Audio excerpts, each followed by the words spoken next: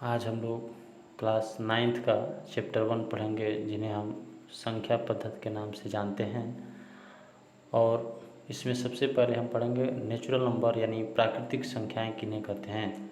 ऐसी संख्याएं जिन्हें हम एक से काउंटिंग स्टार्ट करें और कहीं तक काउंटिंग कर सकें, जैसे 1 2 3 4 एंड सो ऑन। इन संख्याओं को हम प्राकृतिक संख्याएं कहते हैं। सेकंड आपका आता है पूर्ण संख्याएं, होल नंबर्स।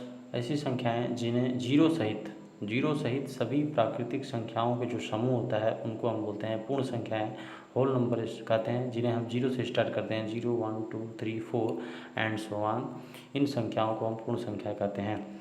थर्ड आपका आता है इंटीजर्स यानी पूर्णांक। पूर्णांक किसे कहते हैं? सभी धनात्मक तथा सभी ऋणात्मक संख्याओं के जीरो सम्मिलित अगर कर दिया जाए तो उन संख्याओं को हम पूर्णांक कहते हैं। और जीरो न तो धनात्मक पूर्णांक होता है और न ही ऋणात्मक पूर्णांक होता है, लेकिन जीरो से बड़ी संख्याएं जो होती हैं हमेशा पॉजिटिव इंटीजर्स यानी धनात्मक पूर्णांक कहलाती हैं, और जीरो से छोटी संख्याएं आपकी ऋणात्मक पूर्णांक यानी नेगेटिव इंटीजर्स कहलाती हैं। इसके बाद आपका अगला टॉपिक आता है रेशनल नंबर, परिमेय संख्याएं। ऐसी संख्याएं जिन्हें हम p/q के रूप में लिख सकते हैं। ऐसी संख्याएं जिन्हें हम p/q के रूप में लिख सकते हैं, but q is not equal to 0 यानी q का मान 0 नहीं होना चाहिए। इन संख्याओं को हम परिमेय संख्याएं यानी रेशनल नंबर कहते हैं, जैसे 3/1 3/5 7/2 etc। यहाँ पर देख रहे हैं q का मान जो है 0 नहीं है, इसलिए यह एक रेशनल नंबर यानी परिमेय संख्याएं कहलाएंगी। इसके बाद आपका आता है अपरिमेय संख्याएं, इरेशनल नंबर। ऐसी संख्याएं जिन्हें हम p/q के रूप में नहीं लिख सकते हैं, उन संख्याओं को हम अपरिमेय संख्याएं यानी इरेशनल नंबर कहते हैं, जैसे √2 √3 √7 पाई etc। इन संख्याओं को हम अपरिमेय संख्याएं कहते हैं। अगला आपका है वास्तविक संख्याएं, आपका जिन्हें हम रियल नंबर के नाम से जानते हैं। वास्तविक संख्याएं ऐसी संख्याएं जिसमें परिमेय यानी रेशनल संख्याएं और ऐसी संख्याएं जिसमें अपरिमेय यानी इरेशनल संख्याएं दोनों सम्मिलित होती हैं, जिसमें परिमेय तथा अपरिमेय दोनों संख्याओं का समूह सम्मिलित हो। इन संख्याओं को हम वास्तविक संख्याएं यानी इरेशनल नंबर कहते हैं।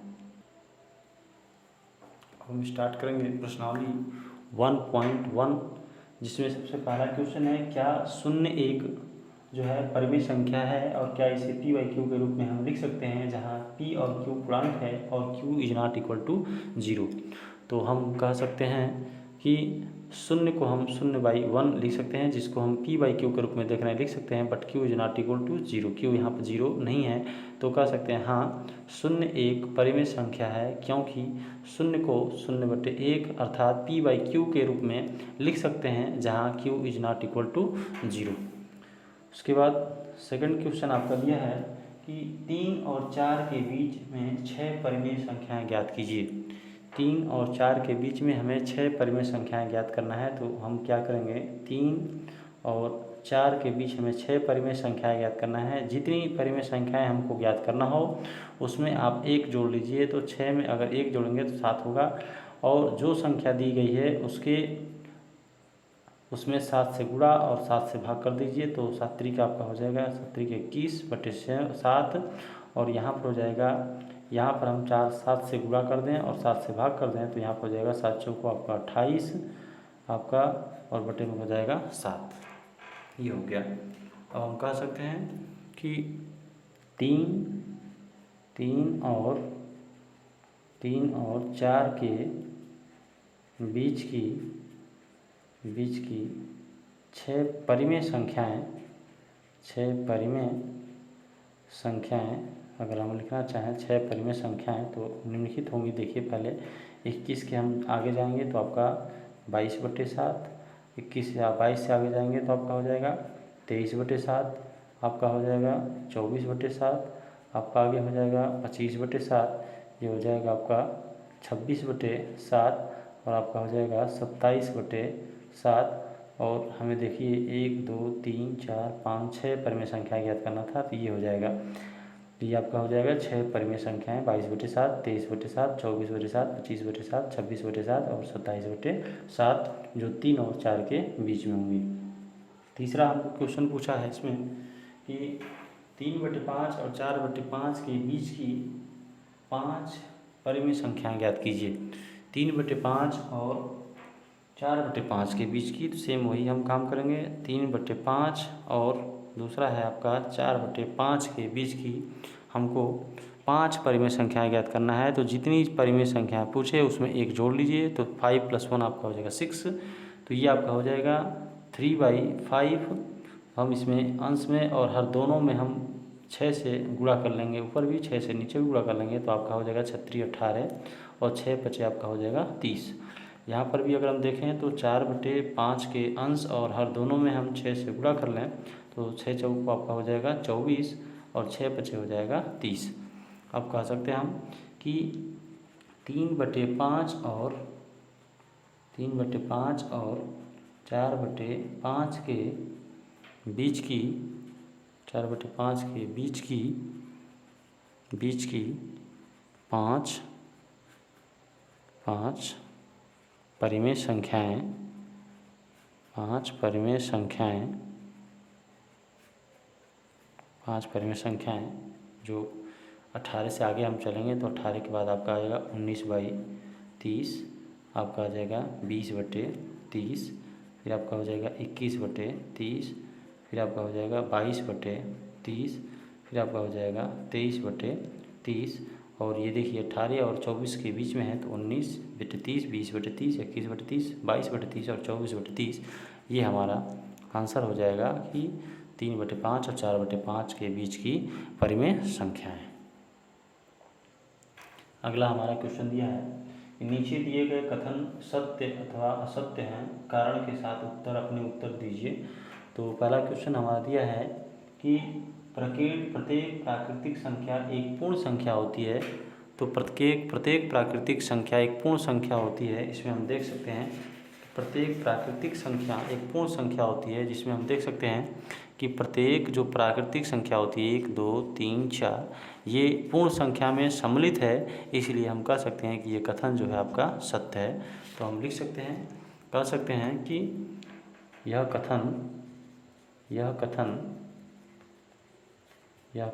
सत्य है क्योंकि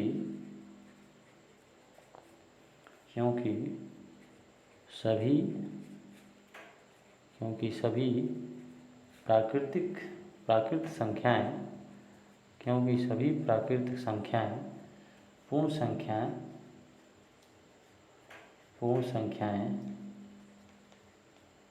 संख्याएं भी होती हैं। ये हम कारण दे देंगे।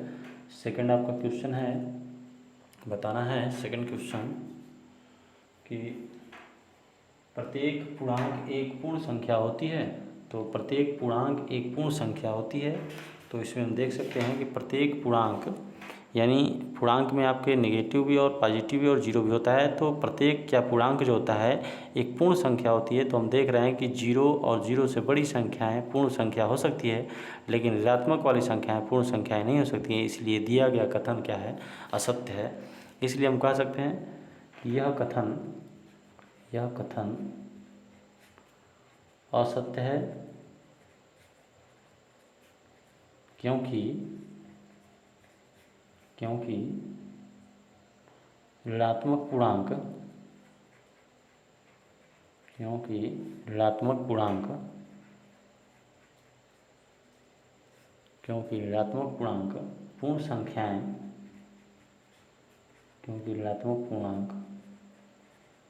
पूर्ण संख्याएं नहीं होती हैं। ये आपका है कारण सही दे सकते हैं। इसके बाद आपका थर्ड है लास्ट क्वेश्चन कि प्रत्येक परिमेय संख्या एक पूर्ण संख्या होती है। तो हम देख सकते हैं प्रत्येक जो परिमेय संख्याएं होती हैं एक पूर्ण संख्या हो सकती है। तो हम कह सकते हैं कि कथन जो है आपका गलत है। प्रत्येक जो परिमेय संख्या है एक पूर्ण संख्या नहीं हो सकती, इसलिए कह सकते हैं यह कथन असत्य है क्योंकि अगर हम 1/3 एक परिमेय संख्या लें 1/3 अगर एक परिमेय संख्या है, लेकिन कह सकते हैं कि 1/3 पूर्ण संख्या नहीं है। परिमेय तो संख्या कह सकते हैं, लेकिन 1/3 को हम पूर्ण संख्या नहीं कह सकते, इसलिए दिया गया कथन आपका असत्य संख्या नहीं है।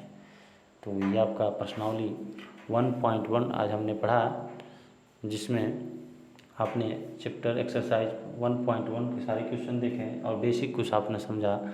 प्लीज़ वीडियो को लाइक, शेयर एंड सब्सक्राइब करें। धन्यवाद।